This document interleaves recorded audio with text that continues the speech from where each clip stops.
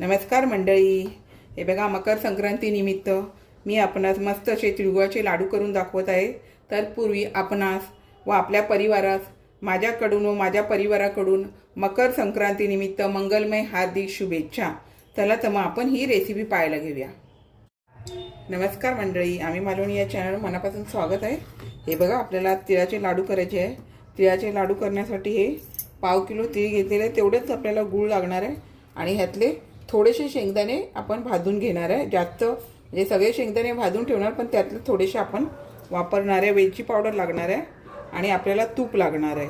तुम्हाला जर जायफळ पावडर वगैरे घ्यायची असेल तरी तुम्ही ती घेऊ शकता. तर आपण आता प्रथम शेंगदाणे भाजायला घेऊया. चला तर मग आपण पुढची कृती करूया. चला आता आपण प्रथम हे शेंगदाणे भाजायला घेऊया. हे बघा, आता मी हे जरी पाव किलो तिळाला एवढे शेंगदाणे भाजते ते मी 2 टाइम लाडू करायचे म्हणून एकदमच भाजून घेते. पण पाव किलो तुम्ही केले, अर्धा किलो केले, तुम्हाला जायसारखा मूठभर जायसारखे जरी तुम्ही शेंगदाणे घेतले तरी चालेल. आता हे मी शेंगदाणे भाजून घेते.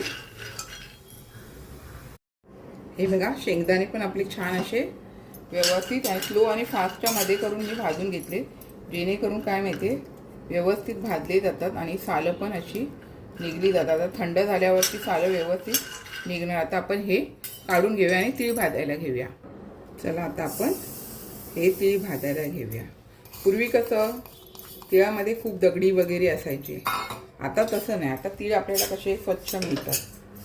खूप दगडी काढून आपल्याला हैराण व्हायला व्हायचं, पण आता तसं नाही आहे. आता हे मॉलमध्ये, डीमार्टमध्ये, दुकानात छान असे तीळ मिळतात. आता हे मी पॉलिशवाले तीळ घेतले.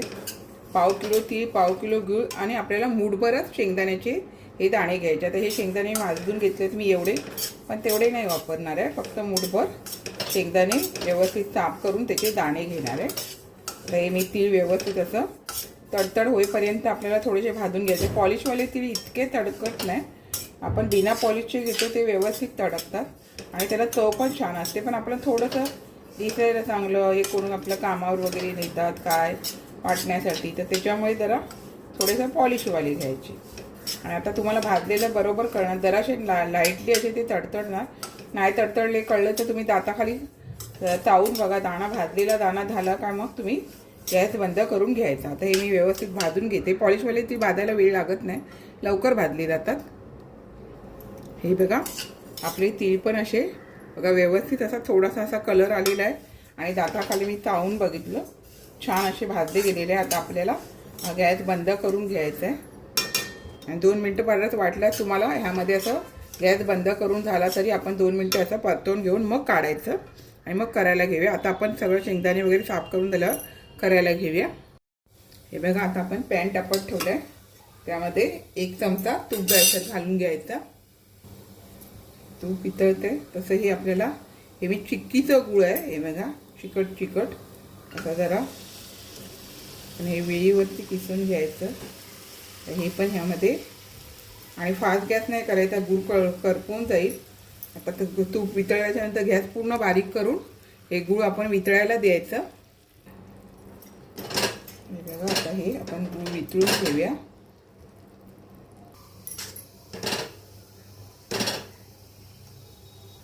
हे बघा, आता आपलं हे गूळ वितळून झालंय. तर आपल्याला ह्यामध्ये 1 चमचा भरून वेलची पावडर घालून घ्यायचे, कारण नंतर घातली ना तर इकडे तिकडे ते तिळाला लागून जाते. म्हणजे व्यवस्थित गुळामध्ये तुम्ही मिक्स केली ना तर ती व्यवस्थित तिळाला शेंगदाण्याला लागून जाते आणि छान अशी चव येते. तुम्ही जायफळ पावडर घातलं तरी चालेल. आपल्याला इथं फक्त 1 उकळी होऊ द्यायची. तुम्हाला जर घट्ट पाक हवा असेल तर, कडक म्हणजे लाडू हवे असेल तर 2 उकळ्या येऊ दिल्या तरी चालेल. आपण 1 उकळी येऊ द्यायचे.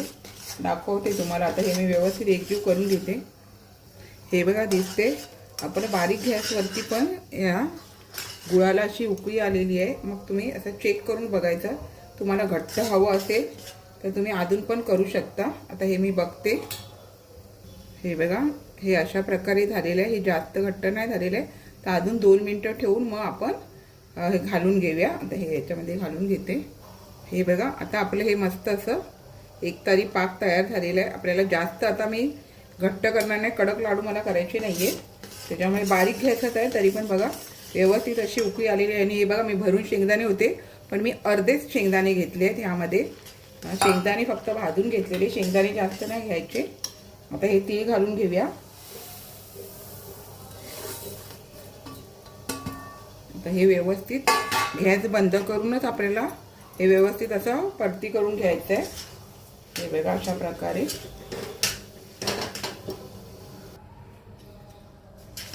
सर्व.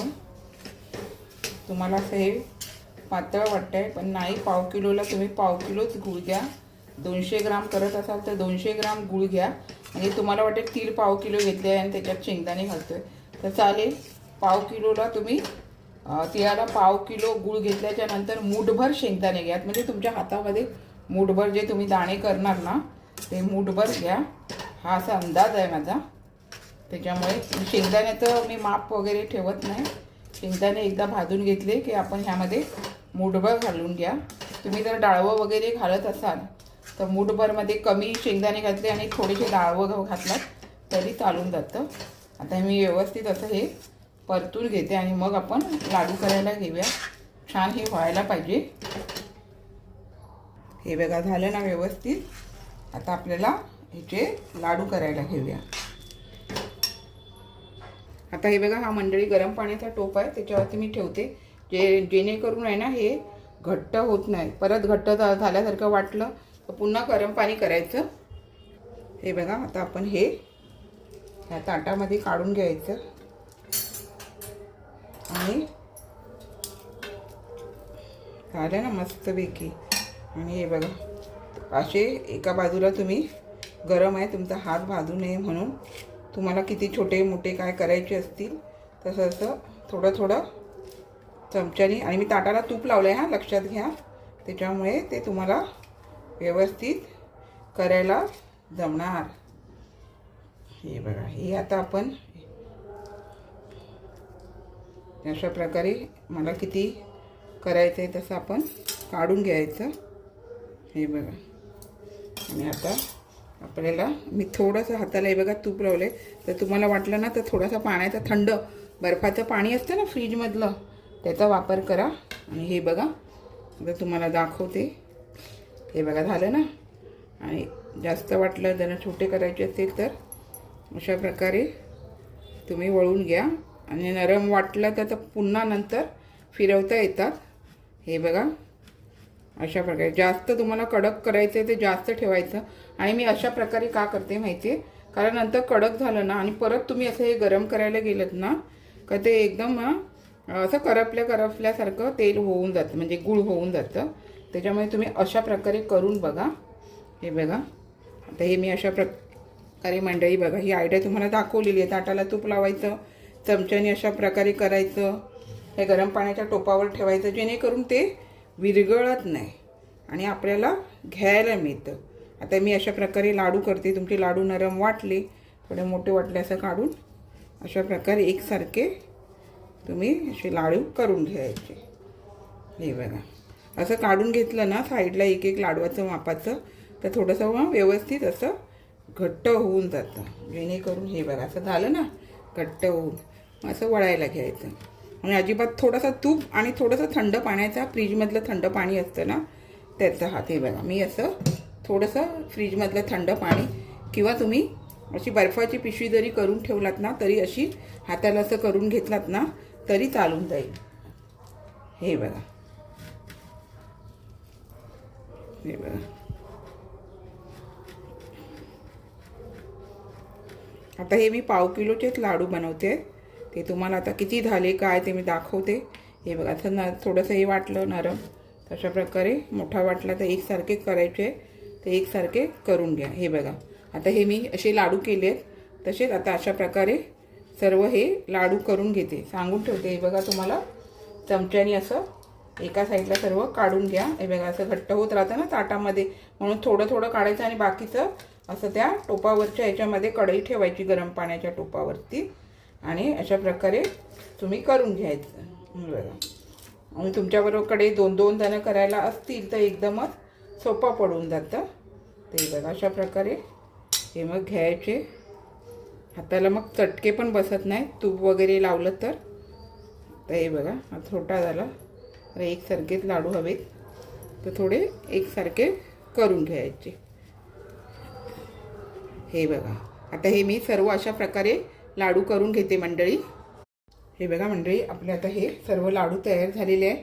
आणि पाव किलो तीळ आणि पाव किलो गूळ आणि मुठभर शेंगदाणे त्यामध्ये आपल्याला 75 वगैरे लाडू मिळतात. जर तुम्ही एकच साईज छोटी वगैरे अशी केली तर तुमचे असे 100 लाडू पाव किलोमध्ये पण होऊन जातात. हे आता मी छोटे मोठे अशा प्रकारे हे लाडू बनवलेले आहेत.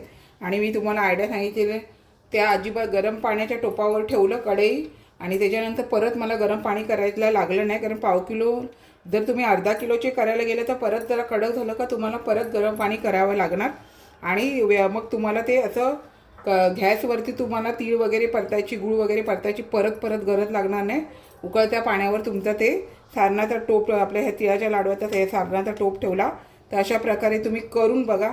तुमचे लाडू व्यवस्थित होतात आणि एकसारखा कलर येतो. नंतर तुम्ही असे सारखं कडक झाला गरम करत राहणार तर तुमचे अर्धे लाडू असे काळपट होणार आणि अर्धे लाडू तुमचे सफेदसारखे राहणार. त्याच्यामुळे गरम पाण्याच्या टोपावरती ठेवून तुम्ही लाडू एकदा करून बघा. खूप असे छान लाडू झालेले आहेत, नक्की करा. हे बघा मंडळी छान असे मी तिळगुळाचे आपणास लाडू करून दाखवलेले आहेत. अशाच नवनवीन रेसिपी किंवा इतर व्हिडिओसहित मी आपणास कायम भेटतच असते.